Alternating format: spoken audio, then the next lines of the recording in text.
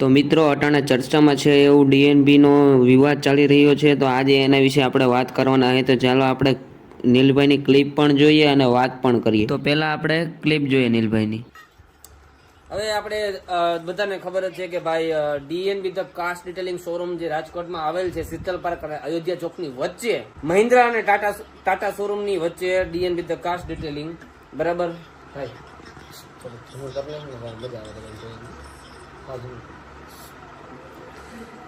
તો રાજકોટમાં આવેલ છે, જેમાં અમે 3 પાર્ટનર હતા.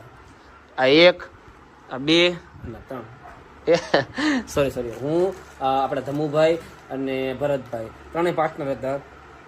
પણ એમાં થયું એવું કે ભાઈ ધમુભાઈને ઓફિસનું કામ આવી ગયું, કે જેમ કે તમે જોઈ શકશો વિડીયોમાં કે ઓફિસના કામ ને બધું ચાલુ હોય એનું, અને ગાંધીનગર, આઈ થિંક ગાંધીનગર કે અમદાવાદ શિફ્ટ થઈ ગયા છે. તો એને મને કીધું, ઘણીવાર રિક્વેસ્ટ કરી નીલભાઈ કે હું આવી શકું એમ નથી, તો પ્લીઝ મને આમાંથી અલગ કરી દો એમ.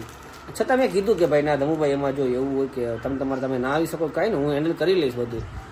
તો ના પાડવા છતાં ધમુભાઈ કે ના ભાઈ નીલભાઈ મારે અલગ થવું પડે એમ છે, કેમ કે હું પહોંચી નથી શકતો, અહીંયા નથી આવી શકતો, અને તમે એકલા સંભાળો. ધમુભાઈ બિચારા એમ કીધું કે ભાઈ નીલભાઈ તમે એકલા સંભાળો હો, સમજાઈ ગયો, તો એ મારાથી જોવાય નહીં એમ. તો મેં કીધું કે ભાઈ વાંધો નહીં. પછી એની વારંવાર રિક્વેસ્ટ હતી કે ભાઈ નીલભાઈ અલગ કરી દો. તો પછી મેં કીધું વાંધો નહીં, એમને પેમેન્ટ આપી દે. આ ધંધાનો નિયમ છે કે પેમેન્ટ છે ને અમાઉન્ટમાં કોઈ દિવસ બોલાય નહીં, પણ આપણે થોડું ઘણું પેમેન્ટ એને આપી દીધું ને થોડું ઘણું પેમેન્ટ એનું બાકી છે, બરાબર નહીં, આપણે એને આપી દેશું જે ડેટ આપેલી છે એ પ્રમાણે, હે ને. પણ આપણને ક્લિપમાં જોતા ખબર પડે છે કે આપણે નીલભાઈનો કોઈ વાંક નથી, પણ વાંક છે એ ભરતભાઈનો છે, કારણ કે તેમણે શું કર્યું ને તમને હું આગળ વિડીયોમાં કહું. અને ધમુભાઈની ક્લિપ જોઈ અને ધમુભાઈના મોઢે જે બોલેલું છે ને એ જ તમને હું સંભળાવવા માગું છું. તો આપણે ધમુભાઈની ક્લિપ જોઈએ હવે. નીલભાઈ જેમને બ્લોગમાં જવાબ આપ્યો કે બરોબર છે કે ધમુભાઈ રિક્વેસ્ટ કરી હતી મને કાઢવાની, નીલભાઈ 100% સાચા છે. અને એમાં નીલભાઈ જે પણ શબ્દો કીધા કે ભાઈ ધમુભાઈ સામેથી રિક્વેસ્ટ કરી છે મને કાઢી દો, હું પહોંચી નથી વળતો, નીલભાઈ તમે એકલા કામ કરો છો, એ હું જોઈ નથી શકતો. અને હું સાચો માનું છું એ વાત કે ભાઈ સામેથી કીધું કે ભાઈ નીલભાઈ તમે મને ભાગ કાઢી દો. એગ્રી છું એ વાત ઉપર, 100% એગ્રી છું. અને નીલભાઈનો અચાનક ફોન આવ્યો પછી કે ભાઈ ક્લિયર કર્યું તમે, મેં ફોન કરી સામે નીલભાઈ સામે ફોન આવ્યો, ક્લિયર થઈ ગયું, તમે આવી જાઓ, આપણે ડિસ્કસ કરી લઈએ. ઓકે મેં કઈ વાંધો, ડિસ્કસ તો શું કરવાનું, આપણું ઇન્વેસ્ટમેન્ટ જે હતું એ બધું દઈ દઈને, આપણે પ્રોફિટ કઈ જોતું જ નથી, કોઈ વસ્તુ કઈ નથી. અત્યાર સુધી જે આવેલું ભલે આપણું ડીએનબી આગળ વધવું જોઈએ. અને વાત રહી કે ડીએનબી નું નામ કાઢવાનું, પણ મેં સામેથી કહ્યું ડીએનબી નામ આપણે નથી કાઢવું. ડીએનબી નું જીએસટી રજીસ્ટ્રેશન થઈ ગયું છે, બધું રજીસ્ટ્રેશન થઈ ગયું છે, તો કઈ રીતના નામ હટાવી.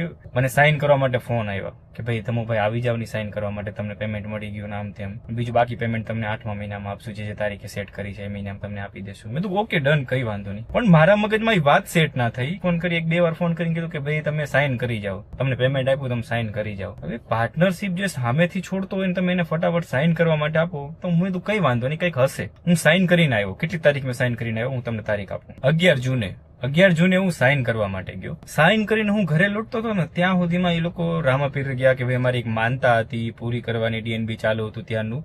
પછી ત્યાંથી એ લોકો ડાયરેક્ટ સુરત ગયા ફ્રેન્ચાઇઝી માટે. આ વાત મારા સુધી પહોંચી નથી કે ભાઈ સુરતની ફ્રેન્ચાઇઝી ડન થઈ, બીના લોગાની કિંમત છે. પછી આમ ઝૂમ કરીને બતાવે એન અને બી.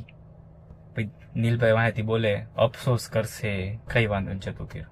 પછી આવા 2 વિડીયો આવ્યા. પછી મેં કીધું યાર સામેથી ભાગ કાઢી નાખ્યો, આપણે વિડીયો નથી બનાવ્યો. મેં કીધું ભાગ કાઢીને સામેથી વિડીયો બનાવશું, ખોટી અસર પડે બિઝનેસમાં કે ભાઈ આ વસ્તુ આપણે નથી કરાતી એમ. ડન, વાંધો નહીં, આ વસ્તુ આપણે નથી કરવી. હું નીકળી ગયો નથી, પણ આવો 1 થી 2 વિડીયો આવ્યા, તો બી લેટ ગો કર્યું. મેં તો છાવો દો, છોડો જે હશે. હવે તમે 2 વાતનું વિચારજો, પાર્ટનર હોય અને પાર્ટનરશિપ છોડી હોય, અમુક પેમેન્ટ બાકી હોય અને તમે સાઇન કરવા માટે બોલાવો ને તો હું સાઇન કરી આવું સામેથી, અને તમને એટલી બધી ઉતાવળ હતી સાઇન કરવાની કે સાઇન કરાવી દો, કેમ કે ફ્રેન્ચાઇઝીમાં ભાગ ન દેવો પડે. વાહ ભાઈ વાહ, કેવું પડે, સલામ છે ડીએનબી ને. અને ડીએનબી નું નામ તો ભાઈ ડીએનબી રહેવાનું જ છે. બટ તમને એ વિડીયો દેખાડું કે મેં આ વિડીયો શું કામ બનાવ્યા હતા. બાકી મને કોઈ શોખ નથી કોઈના ધંધામાં, કોઈના બિઝનેસમાં આડાવડું કરવાનું. ત્યાં સુધી ચૂપ હતો કે ભાઈ જવાડો ને જે હોય, જવા દો ને જે હોય, ત્યાં સુધી જવા દીધું. પણ છેલ્લે એ વિડીયોમાં સમજાયો કે અફસોસ કરશે, તો ભાઈ આ વસ્તુ વ્યાજબી નથી એમ. તમે અત્યારે બધા પબ્લિકને એમ કહ્યું ધમુભાઈ સામેથી ભાગ કાઢી નાખ્યો, તો સફાઈ દેવી પડતી હોય, તો એ 100% તમારી વાત સાચી છે, મેં ભાગ કાઢ્યો, પણ તમે સામેથી શું કામ ચાલુ કર્યું? બતાવું તમને એ વિડીયો, તમે જોજો ધ્યાનથી. તો બી હું કઈ નતો બોલ્યો, મેં તો મારે કઈ નથી કરવું, મારે ફ્રેન્ચાઇઝીમાં ભાગ પણ નથી જોતો, ચાલશે. કોઈ પાર્ટનર પાસે જયારે સાઇન કરાવવી પડતી હોય, સામેથી ભાગ છોડતો હોય, પ્રેમથી સાઇન કરાવવી પડતી હોય, અને પછી ફટાફટ જો બીજી ફ્રેન્ચાઇઝી ઉભી થઈ જતી હોય, તો યાર વાતમાં માલ છે, કાંઈક તો છુપાણું છે આ વાતમાં. હવે હું તમને એક વિડીયો બતાવું, થોડું ઘણું તમને સમજાય તો ઠીક છે. ભગવાન આપણને ઘણું આપ્યું છે. મારે એવું નથી એક આ બિઝનેસ છે, મારી પાસે ઘણા એવા બિઝનેસ છે અને આવા ઘણા બિઝનેસ મેં બંધ કરીને હું આગળ આવેલો છું. ડીએનબી ચાલુ કર્યું, ડીએનબી ખાલી બધી વસ્તુનો 100% આપણે ભાગ આપ્યો, જેટલું થતું હતું એટલું આપણે કરીને દીધું. એમાંય આપણે કઈ નથી માંગ્યું અને છેલ્લે આવું થાય અને એ લોકો એવું સમજાવે આપણને કે અફસોસ કરશે, તો યાર એ વસ્તુ વ્યાજબી નથી. એમ સાંભળજો, બતાવું આ કઈ એંગલે, તમે મને કોમેન્ટ કરીને કહેજો કઈ એંગલ આ વસ્તુ સાચી છે. શેઠનો ઘમંડ નથી. મને ઘમંડ છે. ઓકે ગાઈસ, તો ભરત મને આ શેઠનો ઘમંડ નથી. મને ઘમંડ છે. ડી કાર્ડ નાખ્યું, જોયું? અફસોસ કરશે. તો ભરત કોઈ તો એમ કહેતું હતું કે ડી નહીં કાઢવાનું, બટ જવા દો. અને તમે વિડીયોમાં જોયું એમ ધમુભાઈનો પણ વાંક નહોતો અને નીલભાઈનો પણ વાંક નહોતો, વાંક હતો ભરતભાઈનો. અને આવા જ વિડીયો જોવા માટે સબસ્ક્રાઈબ કરો અને ડીએમડીમાં આગળ શું થાય એ વિડીયો જોવા માટે